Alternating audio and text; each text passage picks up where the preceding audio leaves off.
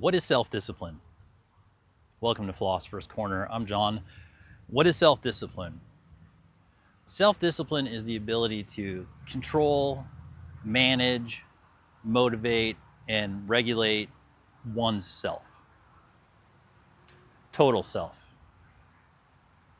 And it is the prerequisite for self-mastery.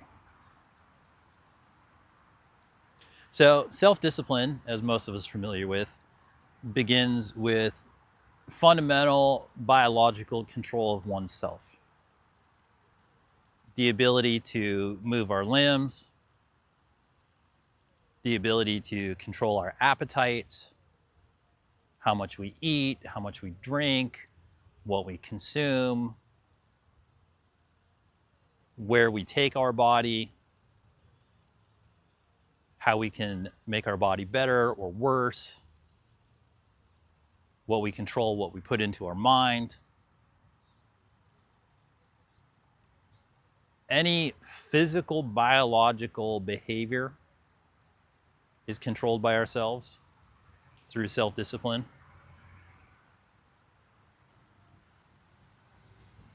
And in there, we begin to be able to explore the knowledge of self.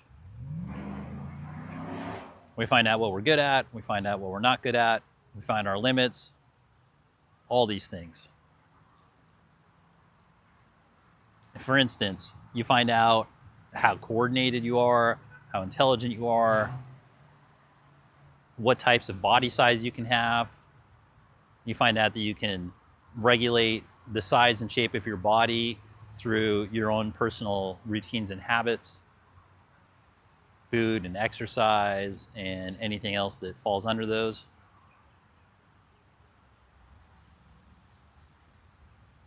And you find out what the limits that you have are, which means when you find out the limits of what you can do, then that is also the process of finding your ability and your ability level. So in that sense, with self-discipline allows you to explore your gifts.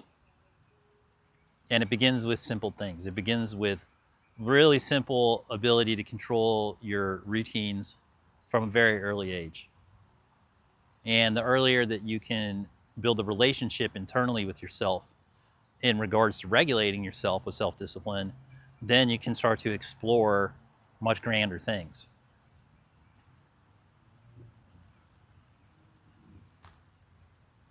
Now, when you physically and biologically get a basic level of self-discipline, where you have the self-discipline to take care of the basics, like personal hygiene, right? Like you remember to floss every day, which is arguably the most important hygiene routine that exists, because your gums, your teeth are the only place where you have exposed bone in your body, and your gums and the way your nerves and bloodstream are set up at your gum level, it's one of the most open areas to infection that can go directly into your bloodstream and your brain.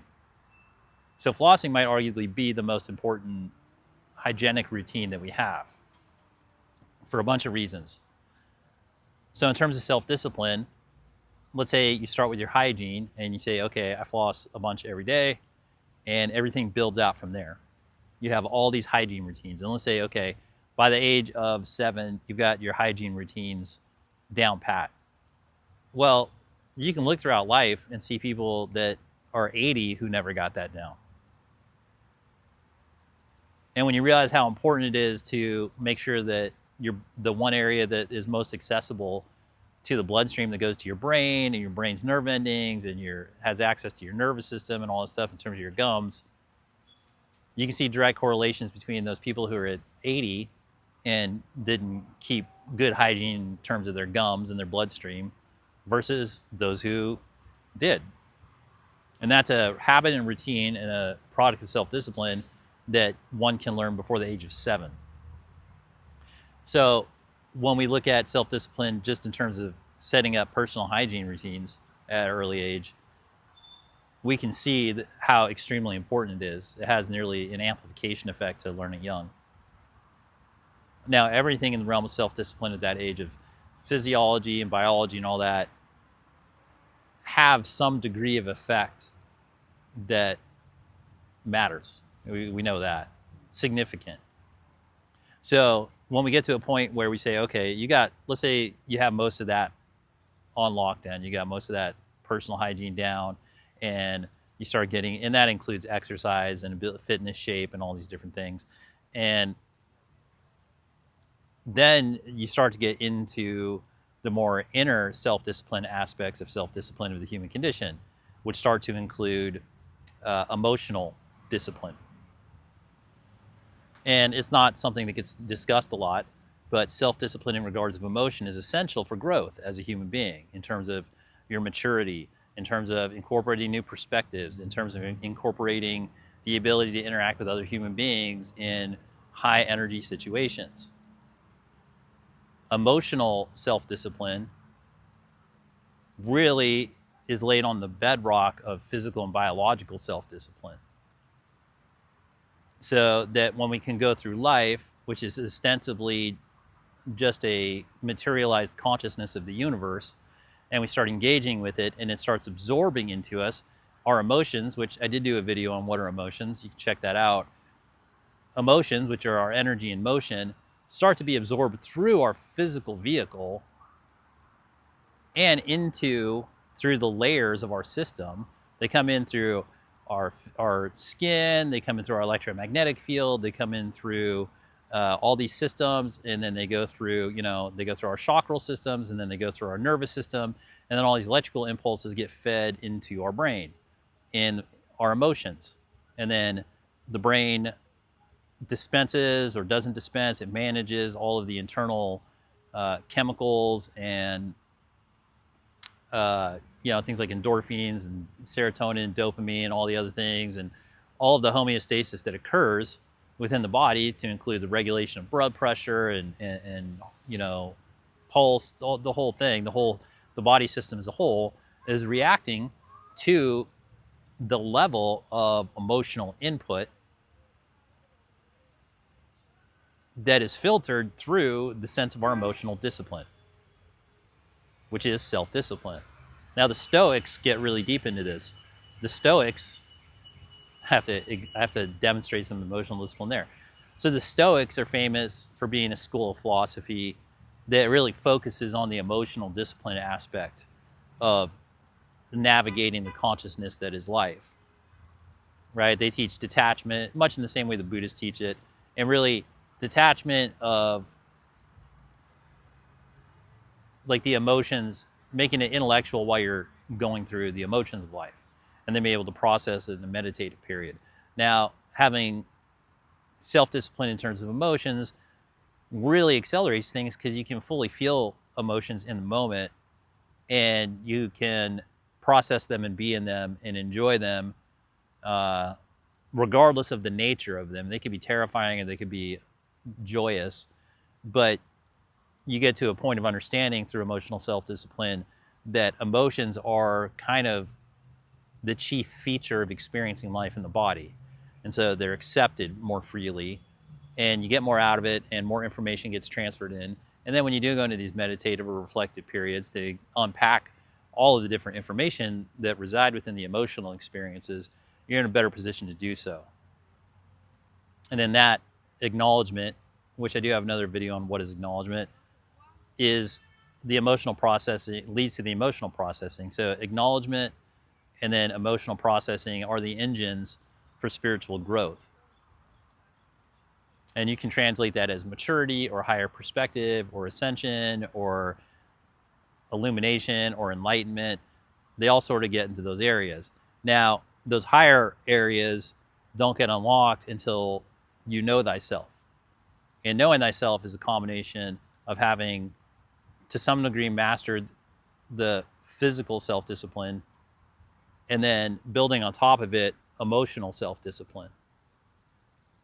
Because then when you have those two as a solid foundation of self-discipline, you had to explore most of yourself, and now you're in a position to know thyself enough that you can start getting into the more etheric realms and you can start to explore consciousness and leaving your body and all of these more spiritual aspects of the human experience, which, you know, they're beyond philosophy. They're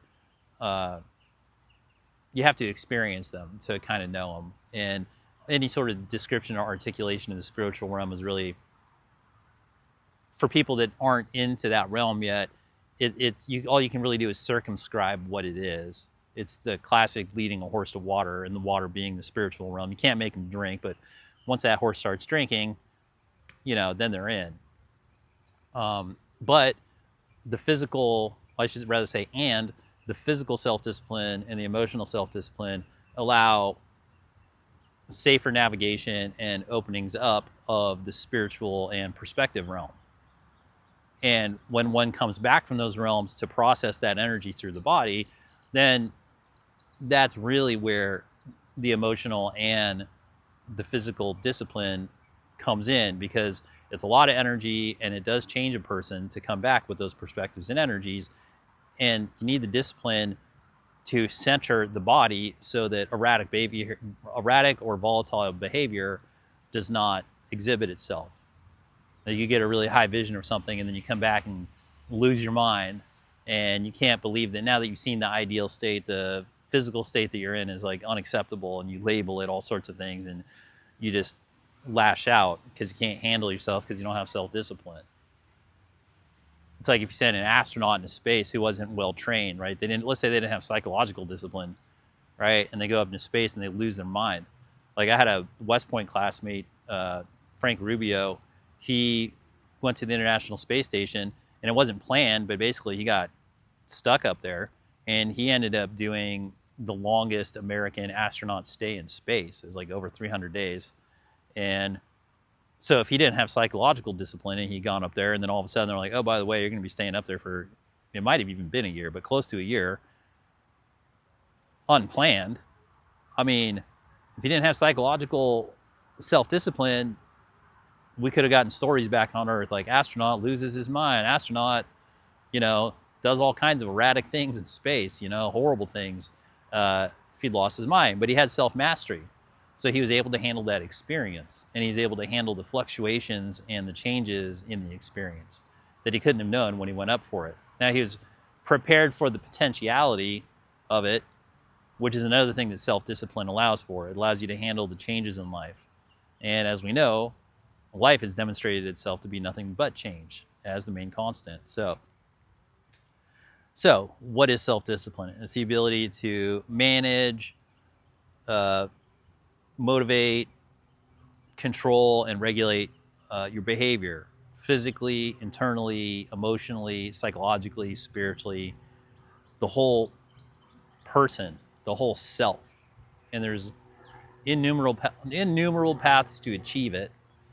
And it is the prerequisite for knowing thyself. And in fact, it sort of encompasses the journey. That is the beginning of the journey of knowing thyself, is to engage in forms of self-discipline. And they can be whatever. And then when that sort of self-discipline has resulted in some level of self-mastery, then the universe can really open up to the practitioner of self-discipline. So I hope you found this helpful. Thanks for spending some time here at Philosopher's Corner with me. It's always a pleasure to have you here, and have fun.